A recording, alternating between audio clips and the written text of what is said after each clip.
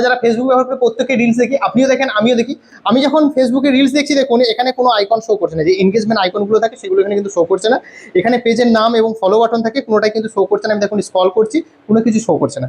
আপনি যখন দেখেন তখন হয়তো এখানে এনগেজমেন্ট আইকনগুলো শো করছে এবং এখানে পেজের নাম, ফলো বাটন ইত্যাদি শো করছে। আপনিও কিন্তু আমার মতো এই সমস্ত আইকনগুলো শো করবে না, আপনি এইভাবে রিলস দেখতে পাবেন। তো সেই জন্য কি করতে হবে, আপনাকে একটা সেটিংস অন করতে হবে। সেই সেটিংসটা কি? সেটিংসটা হলো ক্লিয়ার মোড। ক্লিয়ার মোড সেটিংসটি অন করবেন কিভাবে? এখানে থ্রি ডট আছে, থ্রি ডটে ক্লিক করবেন। থ্রি ডটে ক্লিক করলে অনেকগুলো অপশন পাবেন, এর মধ্যে একটি অপশন পাবেন ক্লিয়ার মোড। এই ক্লিয়ার মোডে ক্লিক করলে আপনি কিন্তু এইভাবে রিলস কিন্তু দেখতে পাবেন, যেখানে এনগেজমেন্ট আইকন থাকবে না, পেজের নাম থাকবে না, ফলো বাটন থাকবে না। এইভাবে কিন্তু আপনি স্ক্রল করে করে রিলস কিন্তু এইভাবে দেখতে পাবেন। ক্লিয়ার মোডটাকে অফ করার জন্য এখানে যে আইকনটা শো করছে এই আইকনের মধ্যে ক্লিক করবেন, দেখবেন ক্লিয়ার মোডটা অফ হয়ে যাবে। আগের মতোই আবার এইভাবে দেখতে পাবেন। ক্লিয়ার মোড অন এবং অফ করে রিলস দেখতে পাবেন। ভিডিওটি যদি ইনফরমেটিভ মনে হয় অবশ্যই শেয়ার করুন, পেজটিকে ফলো করে রাখুন।